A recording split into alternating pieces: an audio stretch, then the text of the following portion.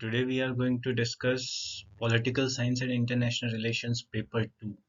Before dealing into Paper 2 in detail, I would like to discuss with you syllabus in detail. So, just like Paper 1, Paper 2 also consists of two parts. First we'll discuss part A and then we'll discuss part B. Yeah, so Paper 2, which is of comparative politics and international relations.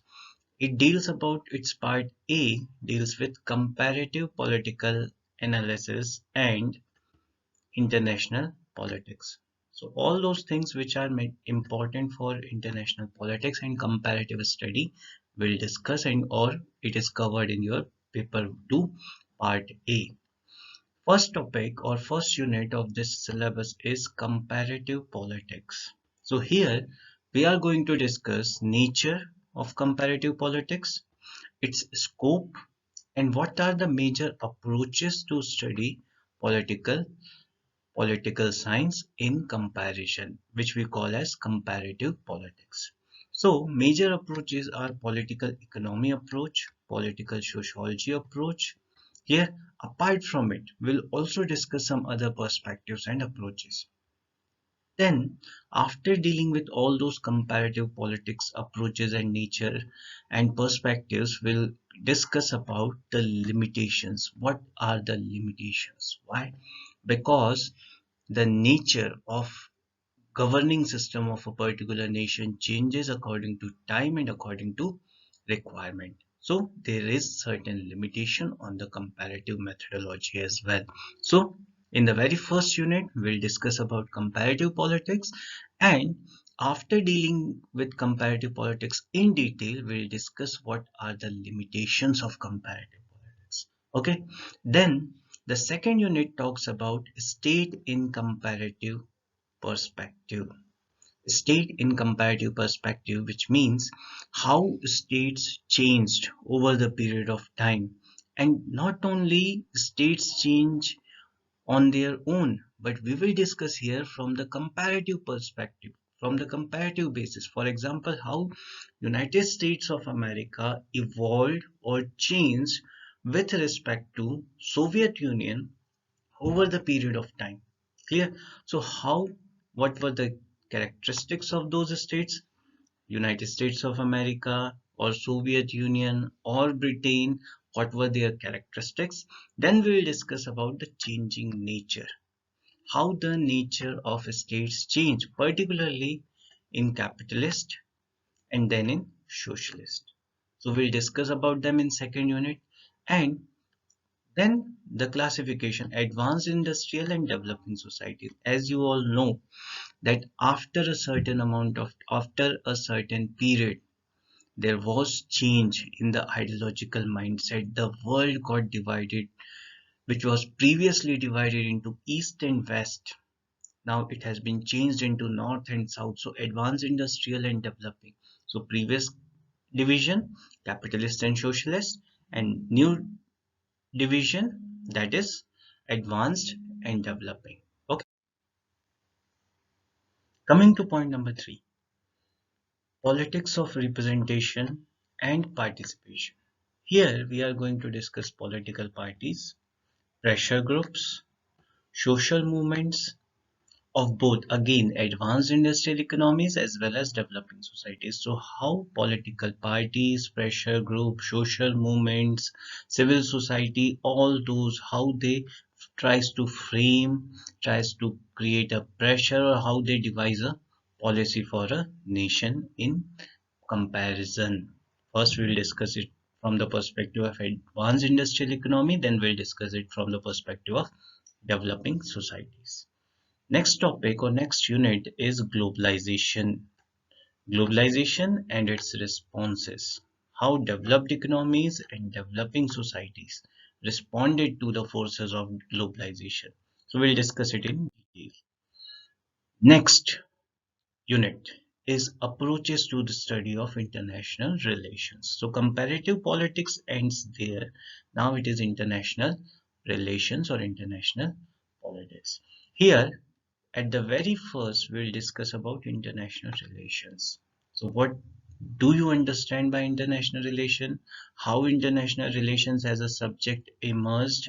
Then we'll discuss about various approaches to study international relations. Some of the approaches is mentioned in your syllabus itself: idealist approach, realist approach, Marxist approach, functionalist approach, and system theory.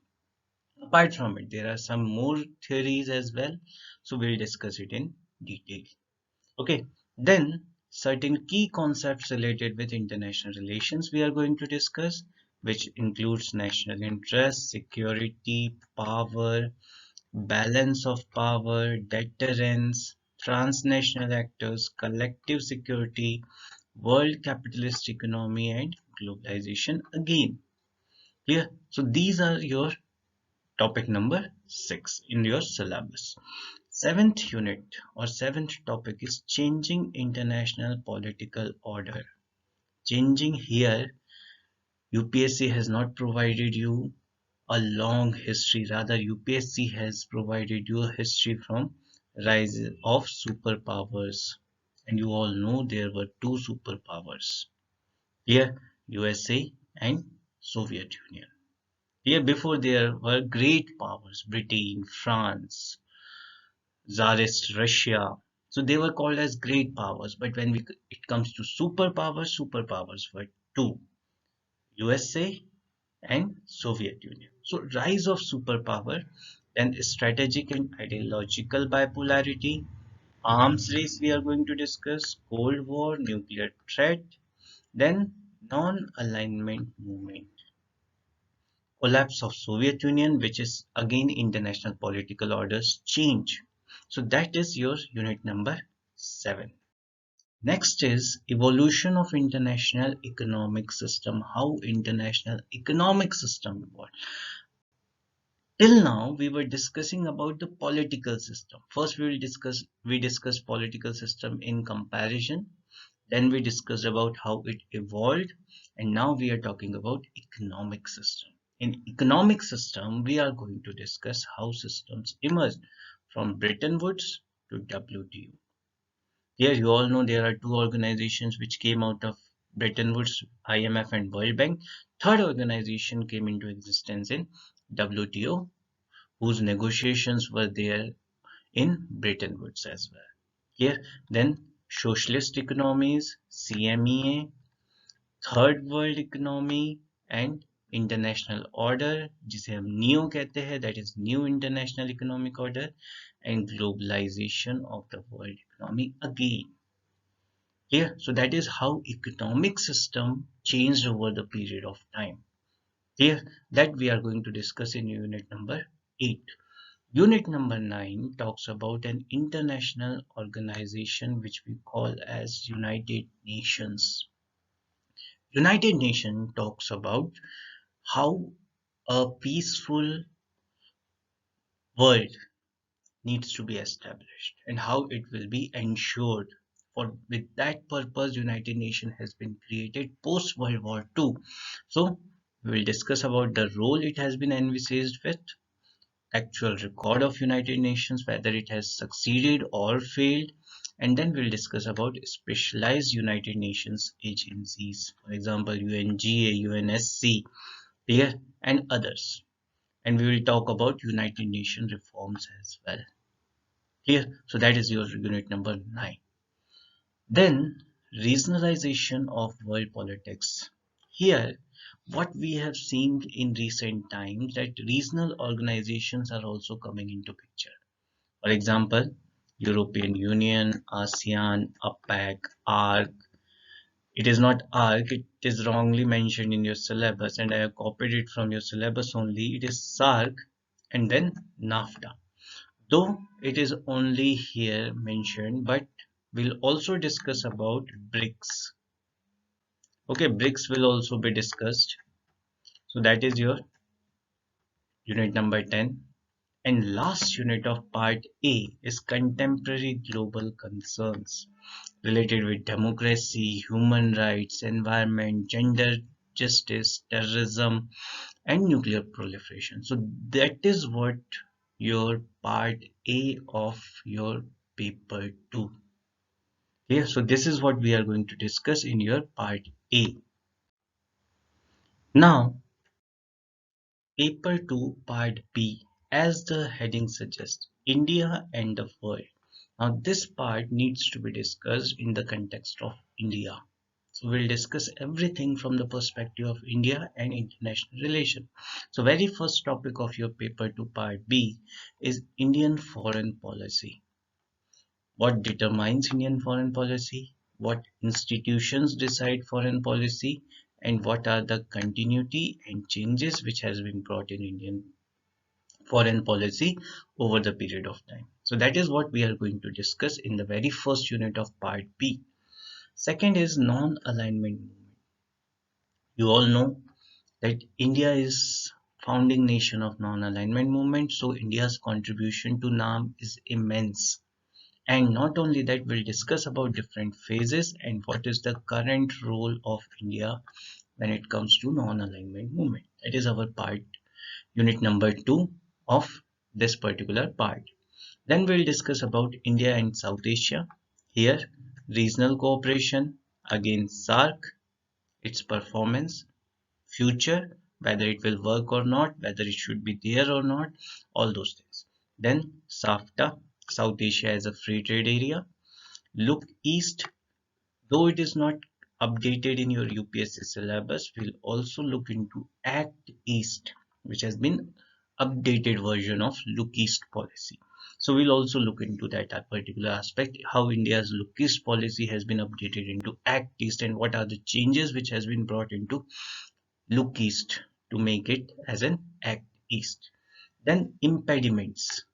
What are the hindrances? What are the obstacles which are restricting regional cooperation, like river water dispute, illegal migration, cross-border migration, ethnic conflicts, insurgencies, border disputes? There are so many impediments. So all those things we'll discuss, but particularly in context of South Asia.